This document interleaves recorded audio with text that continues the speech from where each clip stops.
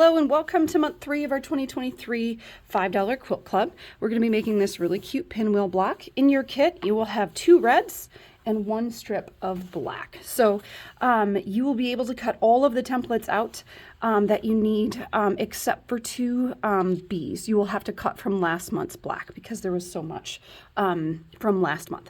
So just to start off, I can show you, or I can let you know which ones we're going to be cutting. So you're going to have to pick 1 red for A and 1 red for C. These templates, they look really close, but they are not the same. So please make sure that you are cutting the right sizes. So A and C are not the same size. So you're going to need 4 A's from a red and 4 A's from black.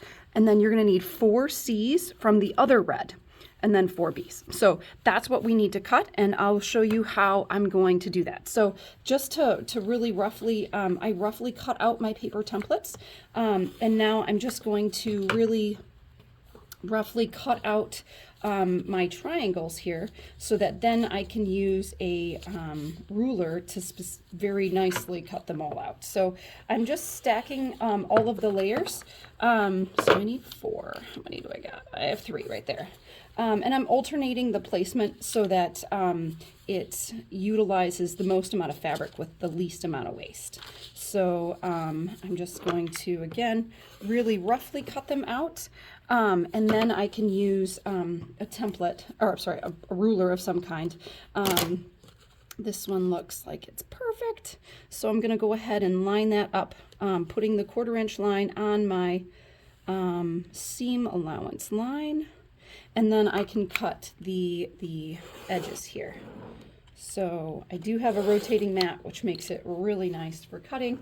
And so once I have that, I can really gently slide it over so I can cut this other side, which is not long enough for this one. So I'm going to bring in my longer ruler here, and that way it'll be long enough to cut this whole edge here. So again, I lined up my 1/4 inch line on the 1/4 inch line of my template, or my it's a paper template, and that way I have the whole thing cut out there. And now I'm going to cut the edges here. So these parts make it, when you cut these little dog ears or little triangles off, it makes it a lot easier when you go to join the pieces later. So everything will line up nicely. Oops, slid a little bit. There we go.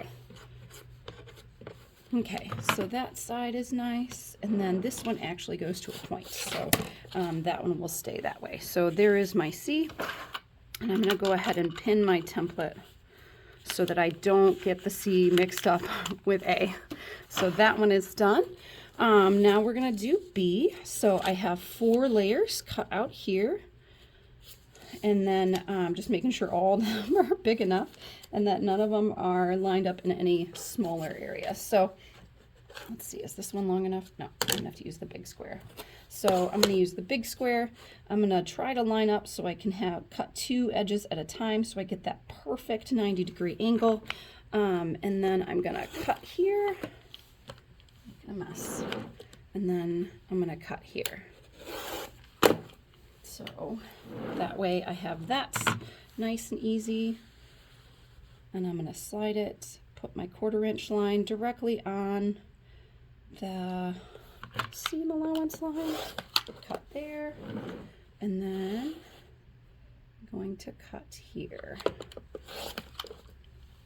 And looks like we have to cut the corners of this one here so that it's easy to line up later. So take those little triangles off, and then one more right here.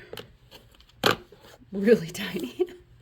Okay, that one I really don't have to pin because it's kind of obvious, but I'm gonna do it anyway out of habit. Okay, last 2. So we have to do 4 A's of black and then 4 A's of a red. So we already cut the C for the dark red, so we're gonna have to, I'm gonna use the other one, but I'm not gonna cut 8 layers at a time. I'm gonna max it out at the 4, just because I want to make sure that there's no shifting of the under layers. So when you cut a lot of layers at a time, it does tend to move around and makes your cutting less accurate, which then makes your block less accurate. So it is important to make sure that you aren't cutting too many layers at a time. So 4 is really easy. You don't have to push too hard. So I'm gonna max it out just at the oh shoot, at the 4 layers. So I'm gonna line that back up, use my longer one, line up my 1/4 inch, make sure that everything is nice and lined up so that it will be easy to sew later. Okay, so all right, take that one off, and then we are actually cutting both sides of the C template. Where in the A, I'm sorry, the A template, where on the C, this one is not trimmed off. Actually, I think it is. My printer just looks like it skipped that line, so I will go ahead and do that. Make sure that this is nice and straight. My little triangles out of the way. Okay. Now this one. And like that. Okay. Okay, pinning. Oh, I don't want to pin this one yet because I have to cut the template A from my second red. So it is definitely recommended that you will starch and iron all of your pieces before you cut, so that there's a lot less stretch in your fabric. So it will also go together a lot easier. It's easier to stitch it together. Spray starch and pressing is a huge advantage when you are trying to get very accurate piecing. So I'm gonna definitely recommend that. Okay, so I'm gonna really roughly cut these out again, just so you can see how I do that. I'm gonna have all 4 layers cut at the same time. So when you alternate the direction of the triangle here, you're able to get a lot out. So one more, so that there's all 4 layers going the same way. Okay. So, oh, looks like I'm power saving on the machine. It's turning off. Okay. All right, let's get this in a nice, comfortable position and safe for cutting. And I'm going to line up the ruler both sides so that I can cut both. I can cut 2 sides without having to move the ruler. So every time we move the ruler, we're introducing a possibility of shifting, and we don't want that to happen. So there we go. And then cut the little edges. Sometimes I've noticed that you can just push your rotary cutter down, and then that usually cuts all those layers off if you don't want to use a template to line up those corner bits. So I can just push it down and not even, there we go, and not even have to use that. So now I'm going to pin all of my things together. One more pin in here. That way I keep my A's separate from my C's. Okay, so the first step that we're going to do is we're going to sew. B goes on the bottom of C. So we're going to take our A's and we're going to set them aside. And we're going to sew B to A. I'm sorry, B to C. Okay, so I'm just going to remove the pins. Okay, and since A's are all bound up together, we're not going to get those confused. So we are just going to put right sides together, right here, lining it up on the 90-degree angle. And so that way, when we can see how this is forming a larger triangle, right? So if you sewed this to this way, it's not going to give you a triangle. So you want to line those up so that you end up getting a triangle. So these kind of look like sailboats. Kind of cute. Okay, so I'm going to get all of these lined up just roughly, and then I'm going to chain piece all of these together. So that means I'm not going to cut my threads between stitching each part. Okay, so because I have such a large workspace here, I don't really need to pin my blocks. But if you do not have a large work table and your blocks are bending over the top of your machine or the side of your machine, it would definitely be better if you pin them so that there's no shifting during the stitching. All right, so I'm just going to stitch this across. I am using an 80 weight tri-lobal polyester. It's my favorite piecing thread because it is so it's so fine, there's less bulk. So it's made by Glide. Okay, so once I get that one all the way sewn, I'm gonna put the next one right underneath it and then just hit go here. I don't have my foot pedal plugged in right now. Just sewing with an accurate seam allowance across the edges of all of them here. So I have my favorite HP piecing foot on. I think that's off just a tad, so I'm going to position that a little bit different. And you should notice that when you're stitching, you should come right up to this particular corner on the red. So that's where your 1/4 inch line is, and it should come right up to that point. So that's how it's so much nicer when you have those trimmed off, because this matches. So if this was a whole piece of triangle like that one, and we didn't trim these little triangles off, this wouldn't line up perfectly. So that's what I mean by it helps a lot when you're piecing and joining them together when you trim those corners off. All right. So last one. Okay, so now I'm going to cut my threads, and you're end up with this cool little string, right, of all of our pieces. So you can use scissors to cut the joining threads, or you can usually use the thread cutter that's on the side of your machine. So now when you open these up, you should have a nice perfect line of a triangle along the hypotenuse here. So that is what we want. And so now we are going to join 2 A's, and hopefully they will be the exact same size as our BC piece. So I will press these to the dark side just out of habit, so we don't want to see any ghosting of a seam through the top of the fabric. So I will press these. You can finger press them. You can also, hot irons are always, really nice, keeps it really good and flat. Or you can use a seam roller that will allow you, if the power's out or whatever, you don't have an hot iron, and you have a hand crank sewing machine, right? But anyway, okay, so these are all pieced. We've got 4 of them. They look all nice. So now we're going to piece our 2 A's together. So this is where you're going to want to make sure that you get fabric placement correct. So when you look at it, you can just look at one at a time. The inside is going to be red and the outside is going to be black.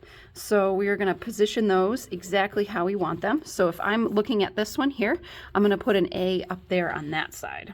So I'm going to separate these into 2 different piles. So I'm going to put so hypotenuse here, a hypotenuse here, and that way I'm going to stitch along this line. So if you cannot remember which side of the triangle that you are going to be, because they're the exact same size, I always use a pin and I go perpendicular to the seam that I know that I'm going to be stitching. That way I stitch the right one. So I'm going to position that. So if we're looking at this one, we know that the hypotenuse is vertical on this A, and then this A, it is horizontal. So you can line those up so that it looks exactly like the piece you're doing, just to make sure that you're always putting them on the correct side. So I don't know if I have 4 pins in here. We'll just try that out. Okay.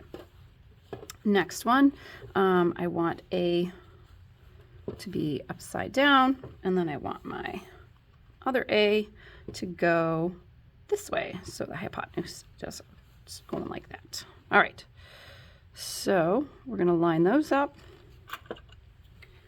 pin that together so that I always sew on, well, that one's upside down, the right side.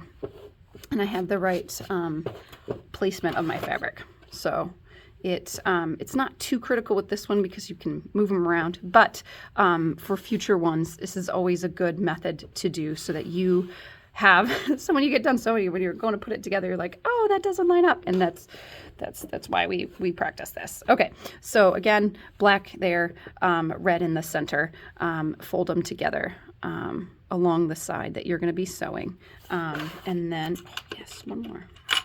I love this little drawer that the table has. It is like so nice to keep all your tools right next to your workspace. Okay, here we go. I'm going to sew along the side here with a 1/4 inch seam allowance. And again, I'm going to chain piece, so I'm not going to cut the threads between each piece that I'm sewing.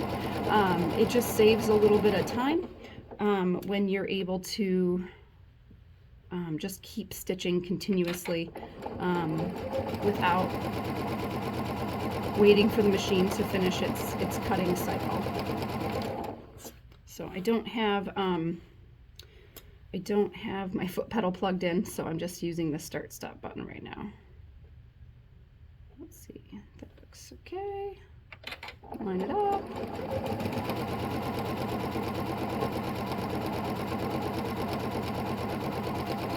Okay, last one. So I'm going to do it the same direction. And these are really fine pins. I do like the fine ones so that they're really tiny and they're not so bulky that the foot can't go underneath them. So that is why I like these fine glass head pins, and also you can iron on them. So that one not so much, but these ones, yes. Okay, cut them all apart, put my pins away. Okay, so now we have our triangles. So these will always be in the same. Okay, so now we're just gonna lay out our block. I do recommend pressing before you get to stitching this together. It just makes sure that everything lines up exactly, in line, and it makes it really, really easy. Okay, so I'm going to start with this top block right here. So we're going to sew these 2 triangles together to make 1 square. So this is my first block where I have my B up there and my C here, and then I have my other red and A over there. So we are going to stitch these 2 together to form 1 square, and then we're going to do that again to make 4 squares. We're going to sew the 2 squares together to make a row, and then the 2 rows together to make the even larger block. So be careful when you pull on these. So depending on which way you oriented your triangles, but they can be very stretchy depending on which way you had those. So if you can see that this stretches a whole lot, I'm not going to stretch it because I'm scared that it'll distort my block. So I'm going to line up these and then I'm going to finger press these a little bit better. I don't have a hot iron set up right now.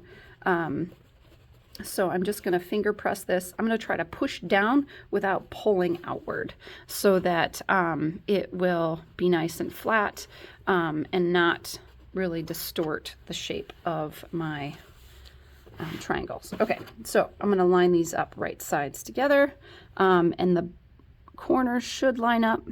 I didn't trim this ones here, so you can see that I need to fix that on my template. So I will do that, but these corners right here should line up. So if you do not have a very large workspace, I definitely would recommend pinning these, maybe 2 pins, maybe 3, just depending on how comfortable you are with holding everything together while you stitch. So I'm going to make sure that everything is lined up here. I know it's black on black, so you can't really see it too well, but I'm going to go ahead and just start stitching this one piece, holding it all together. Oops. I'm going to pause, make sure that that seam doesn't get too tilted, and then go all the way to the end here. And so you should notice that the stitching should go all the way to this corner here. It looks like I missed it a tiny bit. So that is our first block. So it looks super cool. And now we're gonna, I need to stitch that a little bit further because I missed the edge. But now we're gonna repeat that process. If you have a hot iron, totally, because this is like not laying very flat. So I would definitely press that to make sure that that stays nice. So that's one. And now we're gonna do the next one. And again, always make sure that you are lining it up with whichever one you're working on. They should be 4 identical ones. So again, that's the 2, this is the line I'm gonna sew. So I'm gonna fold them together and make sure my corners line up. So this is a good beginner block because there's not, the only seams that need to line up are these center ones. So there's no lining up right here or here or here. So it's just these ones that we will notice in the final block. So it's a nicer beginner block because it's a lot less stressful since there's not so many points to have to line up. All right, so this one looks nice and lined up. So I'm just going to continue on.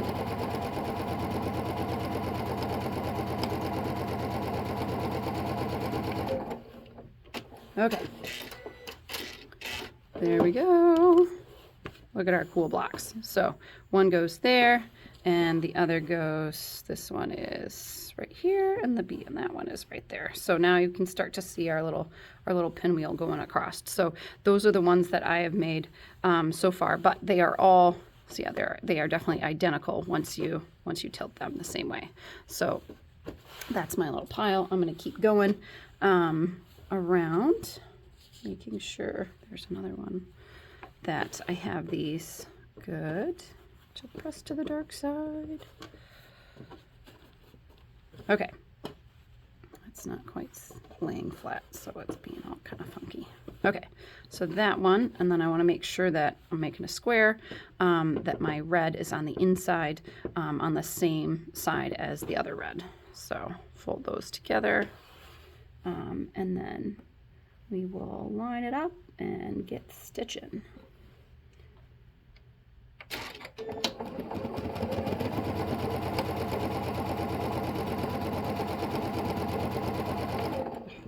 Sometimes the foot gets caught. I just have to move it up a little bit.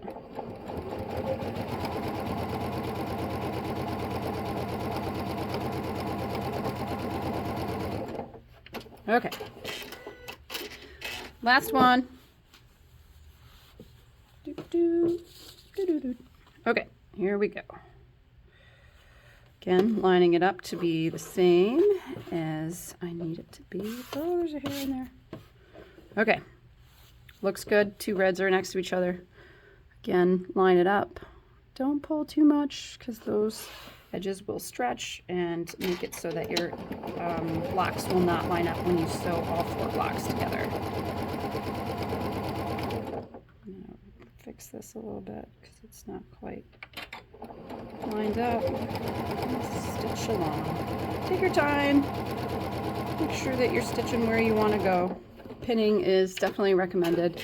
But once you get done stitching, you should have a 1/4 inch seam allowance. So when you measure, when you put a ruler, a 1/4 inch line, your stitching line should be right there. So what you don't want is to stretch your block and have it stretch outward. So you should be able to notice that your stitching line makes a 1/4 inch. If it's not, you're going to have a lot harder time getting it to line up. Okay, so now for orienting all of our blocks, they're all tilted. So you're just going to want to make sure that you have them going the right way. So this is the top half of the block. I'm going to put both of these together, right sides, and then line it up. And then, let's see, which way did I... Okay, if you have this nice and pressed, you don't have to worry about which way your seams are going. But on this diagonal, you can notice that you can get that really good nesting of your seams if you push one way and one the other way. That way you get a nice flat. So when I push on this, I don't feel 4 layers of fabric all on just the one side. It's it's 3 here and 3 here. So I guess it's more than 4, isn't it? All right, stitching along the line. And again, I'm holding everything together. And I want to make sure that I'm keeping that those seams nested. going to stitch 1/4 of an inch all the way across. If you cannot hold it together, then definitely get yourself some pins. Okay, so this is exactly what we want to see, where the point is 1/4 inch from the edge. So when I measure that with my ruler, I can see that point is exactly 1/4 inch from the edge, so that it will line up so nice when I do the next one. So look at how cute this is. So fun. All right, so that looks like a pretty cool pinwheel. So I'm going to stitch these together, and I'm going to make sure that they line up like this. And again, you can see how nice and easy it is to get that those seams to nest, which means one seam's folding this way, one seam's folding that way. And you want to make sure that that is all nice and lined up, and then stitch your 1/4 of an inch seam allowance. Down we go. I'm going to push my block out of the way. Okay. Okay, so again, you want to see that your point is 1/4 of an inch from the edge. That way, when you sew them together, you will have the points nice and lined, no chopped off points. So with this one as well, you can nest your seams as long as you push one way and one the other way. Because we didn't trim these pesky triangles off, they kind of get, it's just so bulky and in the way. So I'm going to trim those. Same thing with these here. It's just extra fabric that will be annoying later. So I'm going to trim those off. Okay, so now you can see that I can line up these and make sure the seams are nicely nested. I'm going to hold that and I can clip it. Oh, no clips. I'm stuck with pins. I do like the little tiny sewing clips to line stuff up because it seems like it's a little bit easier to just push one on without having to use a pin. So I'm going to line up my edges here on the corner, and as long as I have my center pinned, I know that it's going to line up once I open it up. So I'm going to get real close, and then I'm going to reposition this to make sure it's going to go where I want it to go. And when I get really close, I'm going to remove the pin. And then again, line up this side, make sure that's nice and lined up. And nice and steadily stitch all the way across. So I don't have a foot pedal in, it just stitches at a constant speed. And there we go, here's a block. How fun is that? Look at those points. So that looks really great. Also, your points should be 1/4 of an inch from the edge, so that when you go to join this to the next block in the future, right, you won't lose these points right here. So once you get done with your block, this should measure 11 inches square. If it does not, is it 11 inches? No, I'm doubting myself. Now, maybe it's 10 inches. You will need to trim this block to make sure that it is the right size. So it looks like I'm going to have a little bit of excess up here, but I will go ahead and trim that and make sure everything is nice and square. And I will also press this because this is a bit bulky. And I will press this one open so that there's not as much bulk. So I will press this so that it gets nice and flat. So there is a lot of seams right here in the center. A lot of all those triangle points come together. So it is helpful to press this so that when you go to quilt this later, there's not as much of a giant bubble for your machine to get over. So that is it. This is how we traditionally piece our pinwheel block. It's so cute. All right, thank you so much for watching.